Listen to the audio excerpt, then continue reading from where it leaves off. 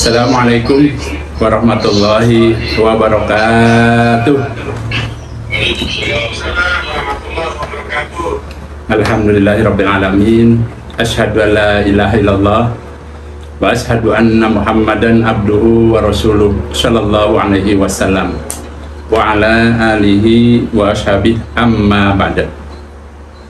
Bapak Ibu yang dirahmati Allah, calon-calon tamu Allah, alhamdulillah siang ini Allah memberikan pada kita kesempatan untuk bertatap muka, dalam artian kita sama-sama mengharap rahmat Allah dengan cara menuntut ilmu, khususnya mengenai manasik umroh yang insya Allah kita sebagai rombongan Abah Jojo akan berangkat tanggal 30 Januari. Harapan kita mudah-mudahan kita semua dalam keadaan sehat barokah. Abah akan jelaskan materi hari ini. Yang pertama akan dijelaskan mengenai hukum wajibnya orang yang haji dan umroh. Itu dalil-dalilnya dan penjelasannya. Yang kedua dilanjutkan dengan rukun umroh. Yang ketiga wajib umroh. Jadi rukun umroh dengan wajib umroh itu berbeda. Kemudian yang keempat, larangan-larangan orang yang sedang berihram, sedang melaksanakan ibadah umroh. Apa saja larangannya? Jadi siang ini penuh dengan keilmuan insya Allah yang Abah akan sampaikan ini, supaya betul-betul dipahami, supaya Bapak Ibu menyempatkan waktunya untuk mencatat.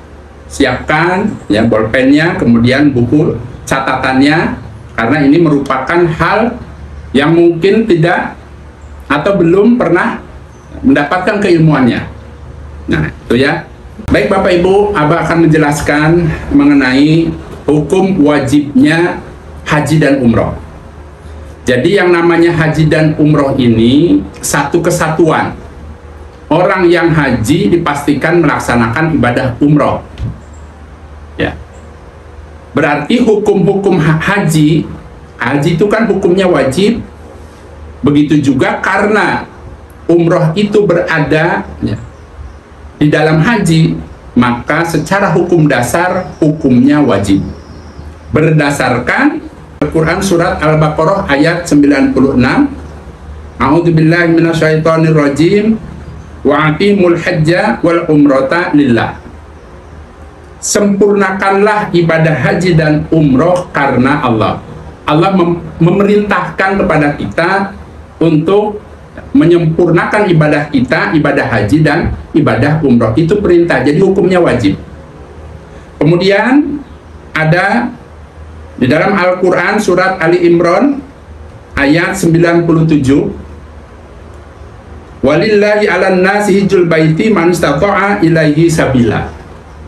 Dan di antara kewajiban manusia terhadap Allah adalah melaksanakan ibadah haji ke Baitullah, yaitu untuk orang yang mampu melaksanakan perjalanannya ke Baitullah. Karena umroh ini berada di dalam tadi, di dalam pelaksanaan haji, maka secara hukum apabila seseorang itu sudah memiliki kemampuan, biayanya ada, cukup, maka dia berkewajiban untuk haji dan umroh. Hanya saja untuk haji di Indonesia ini kan daftar tunggunya sangat lama, maka untuk ibadah ini mana yang terlebih dahulu kita bisa laksanakan.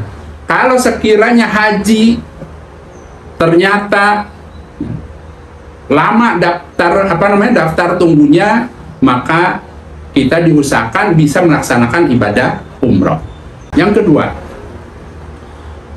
di dalam melaksanakan ibadah haji maupun ibadah umroh itu ada rukun. Jadi yang namanya rukun umroh, karena kita akan melaksanakan ibadah umroh, Abah akan jelaskan. Jadi rukun umroh adalah amalan umroh yang harus dilaksanakan, harus dikerjakan, tidak bisa diwakilkan. Ya, tidak bisa diganti dengan dam. Kemudian barang siapa yang tidak bisa mengerjakan rukun umroh, karena kita akan melaksanakan ibadah umroh, maka umrohnya tidak sah. Ya.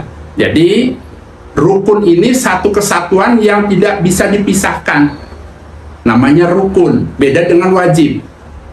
Jadi kalau rukun itu bila salah satunya tidak bisa dikerjakan, maka orang tersebut di dalam melaksanakan ibadah umrohnya, itu umrohnya tidak sah.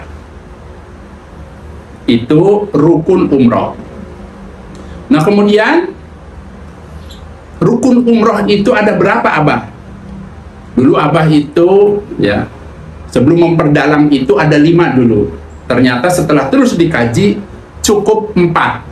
Ada 4 yang tidak bisa diwakilkan, tidak bisa ditinggalkan untuk orang yang umroh. Yang pertama, niat ihram umroh. Jadi orang yang akan melaksanakan umroh, di dalam hatinya harus niat. Niat akan melaksanakan ibadah umroh karena Allah. Hanya saja tuntunannya, caranya, yaitu pada saat kita akan umroh itu hatinya supaya niat dulu, ya, supaya terlintas di dalam hati kita niatnya itu adalah niat karena Allah. Niatkan umrohnya itu berharap pengampunan dari Allah, berharap mendapatkan pembalasan dari Allah. Balasannya itu yaitu pahala sebesar-besarnya. Kemudian berharaplah kepada Allah agar umrohnya itu mabrur.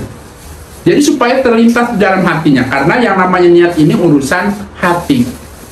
Kemudian ya, di dalam hadis itu dijelaskan supaya ada yang diucapkan setelah niat di dalam hati. Kemudian ucapkan, apa ucapannya? Labbaik Allahumma umrotan. Ya Allah, aku datang memenuhi panggilanmu untuk melaksanakan ibadah umroh. Tapi tidak perlu diartikan, cukup labbaik Allahumma umrotan. Itu prakteknya, ya.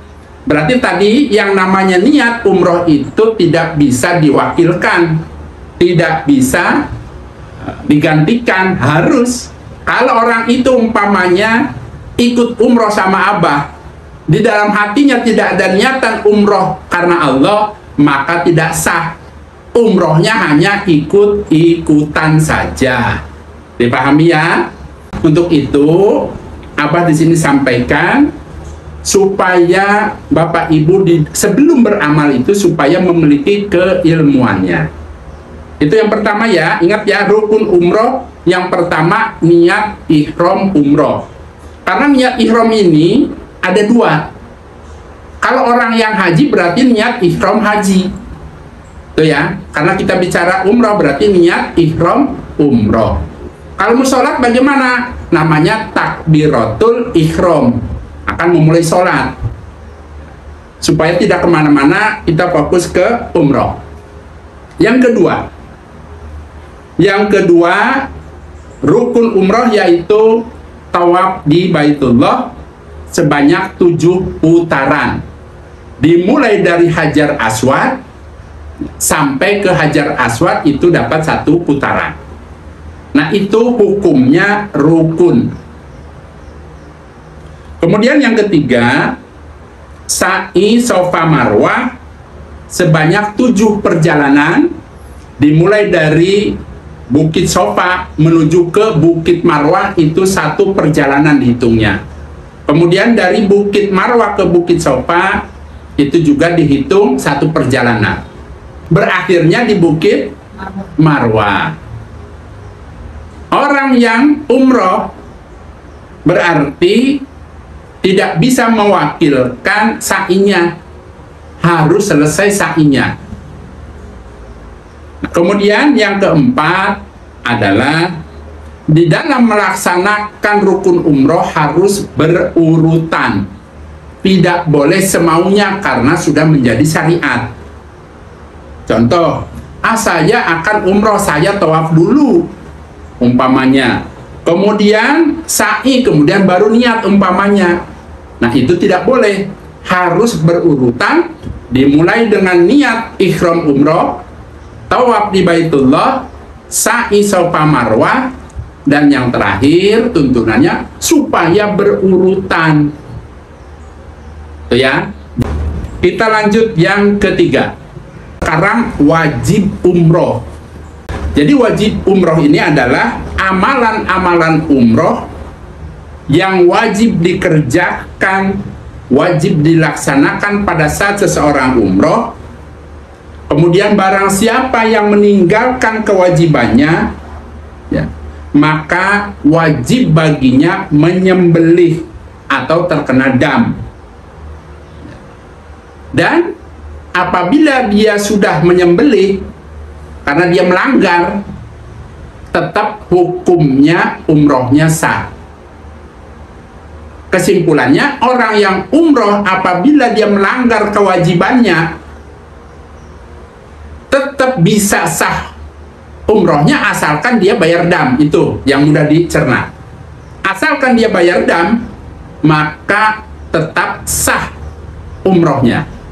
Itu ya. Jadi beda dengan rukun. Rukun tidak tergantikan. Kalau wajib masih bisa dengan cara bayar dam. Ya. Kemudian barang siapa yang tidak mampu menyembelih dam, umpamanya seseorang itu tidak mampu, ya, menyembelih 1 ekor kambing karena biayanya mahal, maka dia wajib berpuasa 10 hari. Kemudian apa yang dimaksud Abah ini wajib umrohnya itu apa? Yang pertama, niat ihram umroh di mikot. Berarti niat ihram untuk umrohnya itu wajib di mikot. Mikot itu adalah batasan seseorang untuk melaksanakan misalnya haji, umroh. Jadi kalau bahasa mudahnya itu tempat dimulainya umroh lah, seperti itu. Berarti orang yang akan umroh itu berniatnya di tempat itu, wajib hukumnya, wajib di tempat mikot untuk berihram. Apa namanya? Berniat ihram.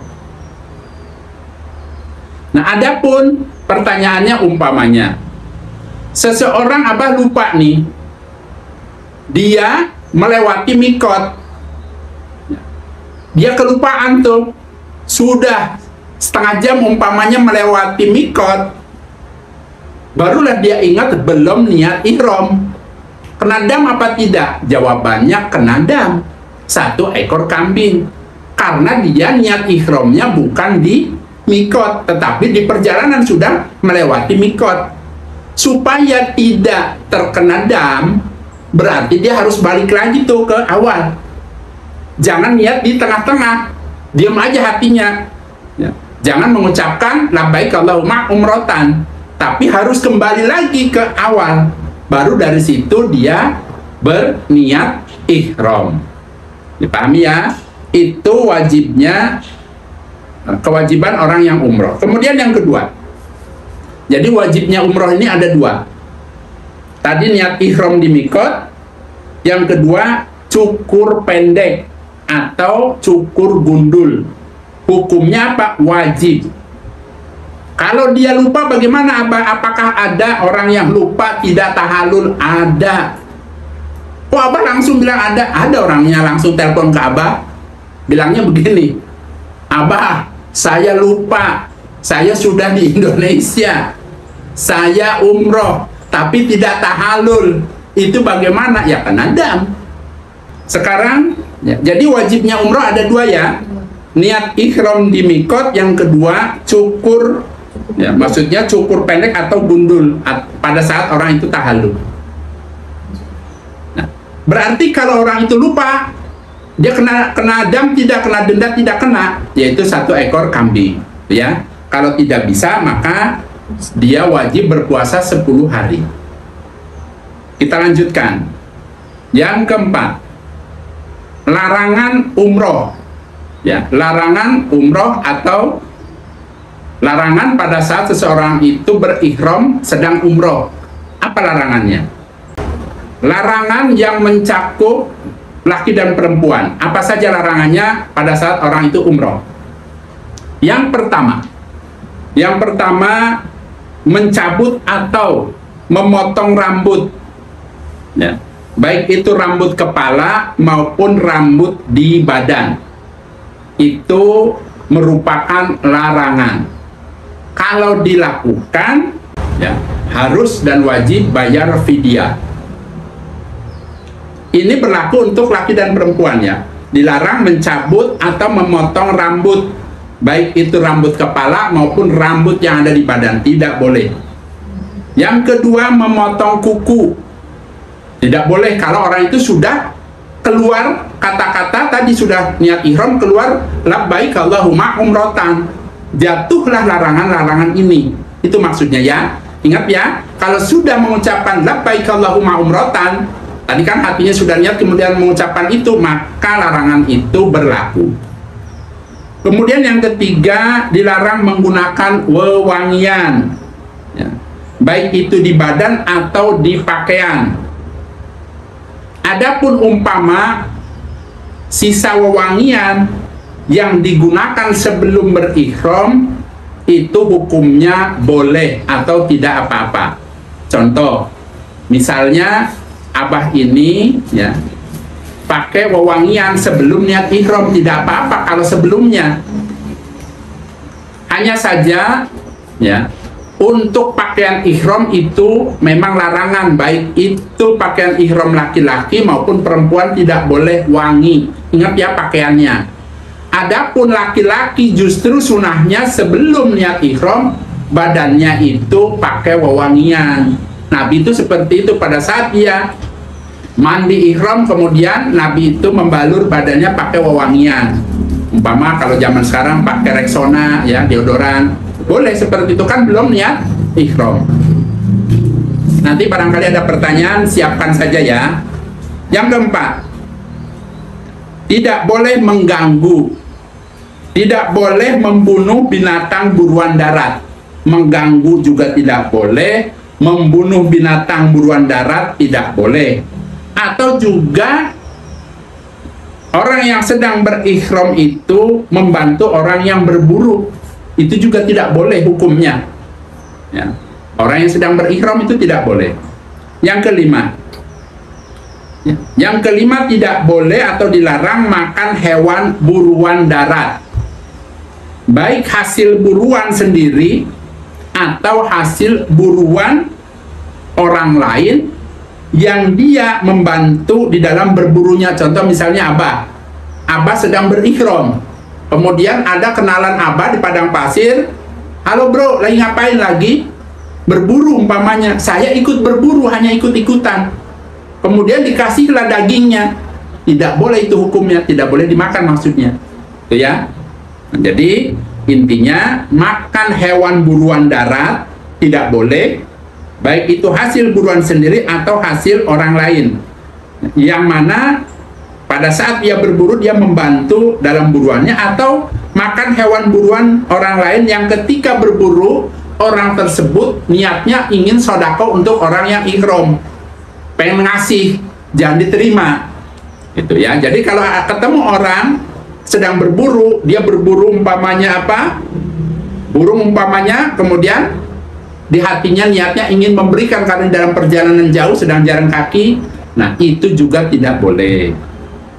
Tapi insya Allah, ya, sekarang ini tidak ada, ya Bapak Ibu. Sekarang zamannya zaman canggih, kita dari Madinah ke Mekahnya insya Allah akan menggunakan kereta, tapi hukum harus dijelaskan, ya, supaya betul-betul nambah keilmuan.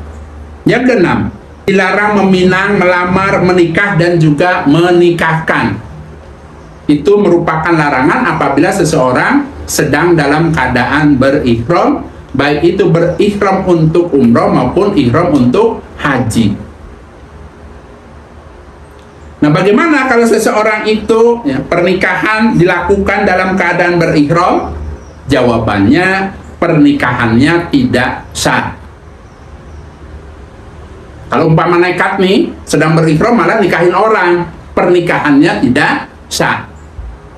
Yang ketujuh, dilarang bersetubuh atau menjima. Nah ini yang sekamar berdua, nanti diusahakan supaya bisa menjaga auratnya masing-masing.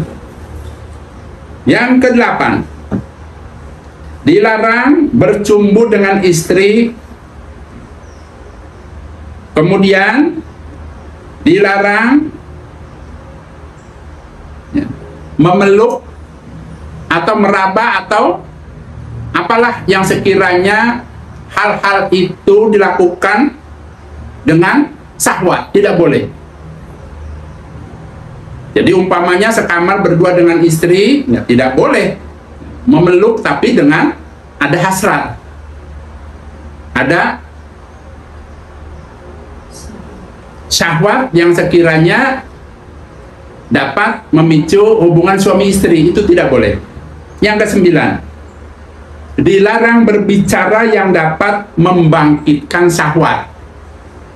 Orang yang sedang berihram tidak boleh kata-katanya itu menjurus ke pornografi, ya, dipahami ya. Tidak boleh seseorang itu ucapan-ucapannya, walaupun tidak ucapannya itu bukan ke istrinya tapi juga ke orang lain, kemudian dia berbicara vulgar sehingga membangkitkan gairah lawan jenisnya, itu tidak boleh. Itu merupakan larangan. Yang ke-10, dilarang berbuat maksiat atau melakukan perbuatan fasik, perbuatan yang dilarang agama. Kemudian yang ke-11, dilarang bertengkar. Orang mau ibadah, niatnya dari sini sudah digembleng sama abah, niatnya ibadah, kok malah berantem, apakah ada? Ada Bapak Ibu, ya. Abah itu udah ngalamin berbagai macam, ya. Niatnya dari sini sudah mantep, ya. Bahkan itu anak dan orang tua berempat berangkat niatnya ibadah, sampai di tanah suci malah berantem. Apakah ada? Ada, kan dalilnya ada ini. Makanya di sini dalilnya dilarang bertengkar karena memang bisa terjadi, ya. Nah diusahakan, ya, bagi Bapak Ibu yang berangkatnya sekeluarga, jangan dikira Allah itu tidak mencoba seseorang dengan keluarganya, anak istrinya. Tetap berusaha, pertama sabar, berusaha, ingat kita ini sedang ibadah, ya. Oke, kita lanjut ya. Larangan khusus untuk laki-laki. Kalau tadi larangan untuk umum laki dan perempuan, sekarang khusus laki-laki. Dilarang memakai pakaian yang berjahit. Nih penjelasannya.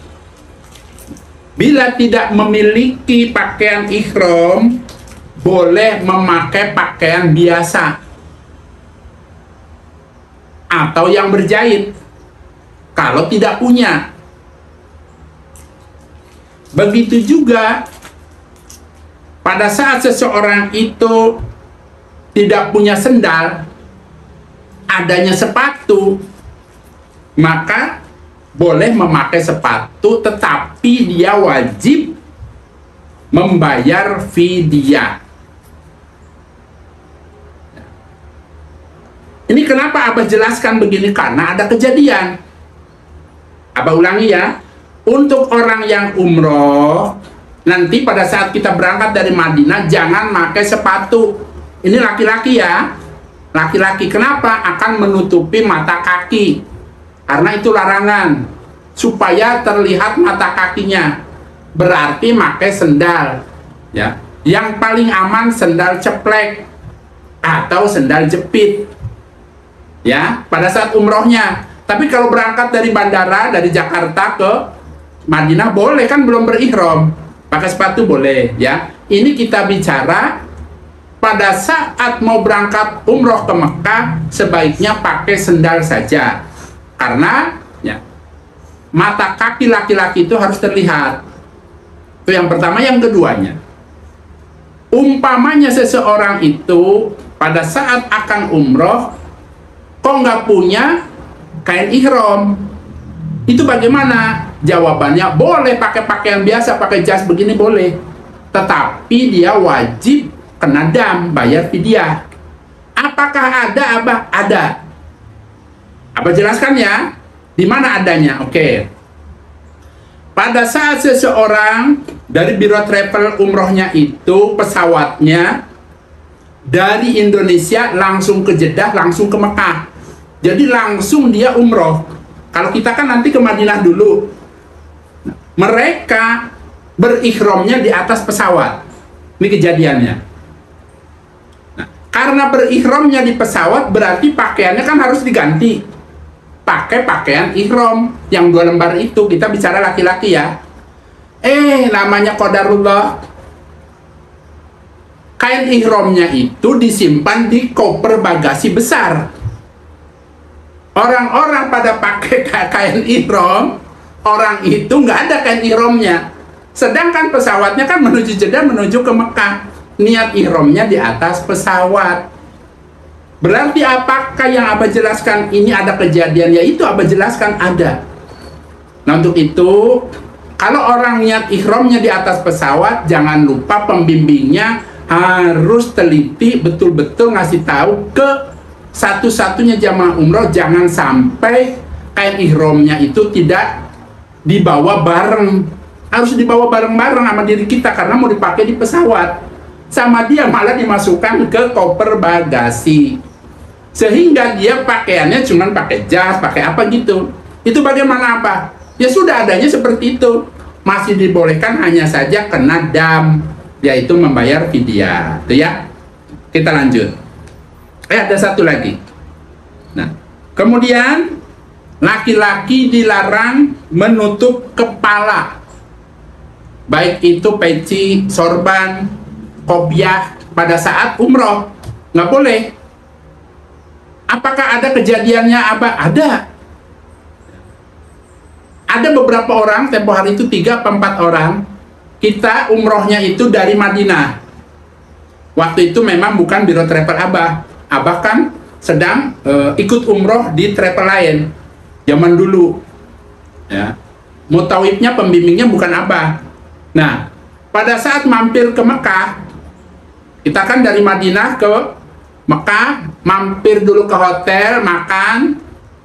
3 orang itu pakaian ihramnya tuh yang laki-laki dibuka, pakainya baju batik, baju koko, pakai sarung, pakai kopiah, dilepas semua, ingin makan ke restoran padahal sedang berihram. Berarti dia kena dam. Makanya di sini Abah jelaskan, ingat ya. Pada saat seorang laki-laki berihram sedang umroh, tidak boleh pakai peci, tidak boleh baju ihramnya diganti dengan pakaian selain itu, kecuali umpamanya kotor, kena najis, boleh diganti dengan kain ihram lagi.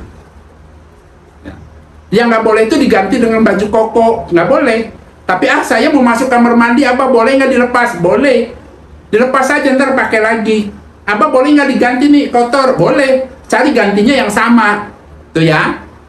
Berarti nanti pada saat masuk ke hotel di Mekah jangan diganti. Boleh dilepas tapi pakai lagi yang itu. Ya. Nah, untuk laki-laki tadi dilarang pada saat umroh pakai peci, nggak boleh ya. Walaupun dia pakai ihram nggak dilepas, tetapi jangan pakai peci. Nggak boleh ya. Nanti terkena dam, kena wajib bayar fidyah. Kita lanjut. Kemudian larangan ihram khusus wanita. Ya, ibu-ibu atau wanita, apa larangan yang khusus?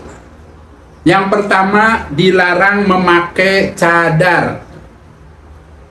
Pada saat Nabi bersama rombongannya, Nabi berpesan kepada para wanita supaya terlihat wajahnya, ada hadisnya. Berarti untuk ibu-ibu nanti pada saat umroh bareng Abah, pada saat Abah ya, nanti mutawifnya insya Allah yang tugaskan Abah untuk mengatur Bapak Ibu, memberikan arahan-arahan, siap-siap barangkali ada yang pakai cadar supaya dibuka cadarnya karena akan niat ihram.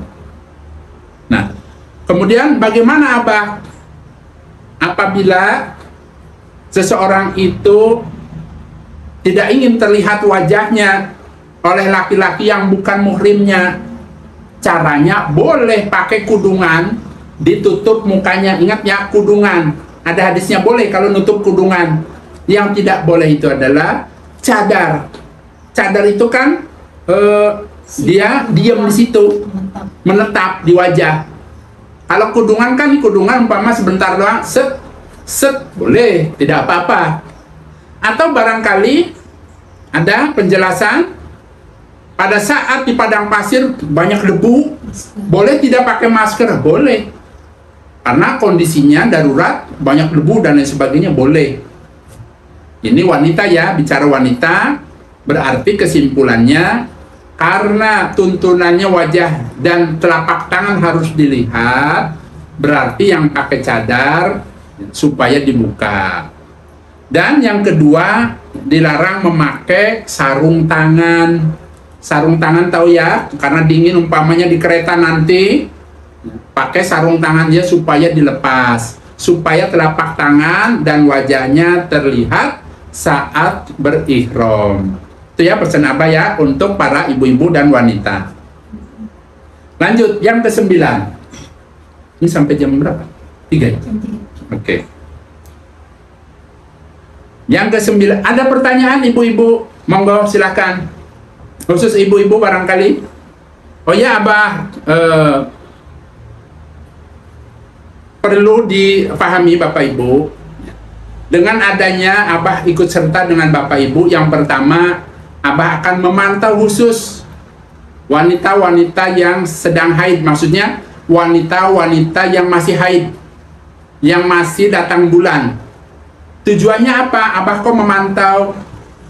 Karena sudah berulang-ulang setiap rombongan ada saja pada saat umroh yang tadinya tanggalnya itu tidak datang bulan, di qadar Allah datang haid. Sehingga karena minimnya keilmuan, dia merasa down, merasa seolah-olah tidak bisa umroh. Nah, dengan adanya Abah ikut serta, Abah memantau siapa saja nanti yang kira-kiranya haid, tidak usah sungkan-sungkan untuk wanita, untuk ibu-ibu, untuk lapor ke Abah, sehingga Abah bisa menuntun ibadahnya, ya. Nah, itu ya. Jadi betul-betul Abah tuntun nanti laporan, Abah, saya haid nih. Di mana kasih tahu sama Abah, tidak perlu malu-malu. Kenapa? Ini masalah hukum. Boleh, ya. Supaya apa? Supaya betul-betul Bapak Ibu di dalam melaksanakan ibadah umrohnya tidak sia-sia. Orang umroh itu kan puluhan juta. Disinilah Abah tampil, tujuannya adalah bagaimana caranya supaya ibadahnya tetap lancar. Itu yang pertama. Yang kedua, Abah nanti memantau bagi orang yang sepuh-sepuh. Kalau sekiranya yang sudah tua, yang sepuh tidak kuat, ini tidak kuat. Contoh, nyampe dari Madinah nyampe ke Mekah, tiba-tiba kaki gemeteran. Padahal sudah makan nih, kan belum melaksanakan tawaf, belum melaksanakan sa'i, kan itu hukumnya rukun. Tiba-tiba gemeteran, nggak kuat jalan, umpama laporan ke Abah, Abah kaki saya kok gemeteran, tapi saya udah makan, bukan belum makan umpamanya. Sepertinya saya tidak kuat, bagaimana Abah? Nanti Abah insya Allah akan cari solusinya, yaitu dengan cara menyewa kursi roda. Yang penting bagi Bapak Ibu yang sudah sepuh-sepuh, supaya minta dibekali, ya, minta dana lebih ke putra-putrinya, dikhawatirkan membutuhkan biaya untuk kursi roda.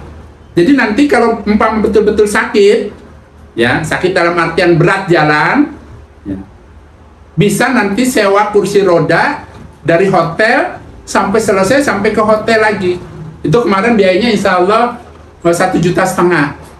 Ya, nanti Abah akan kerjasama dengan mutawibnya untuk mencarikan yang sekiranya kenalan mutawib yang mukim di sana, untuk bisa membantu orang-orang yang membutuhkan bantuan.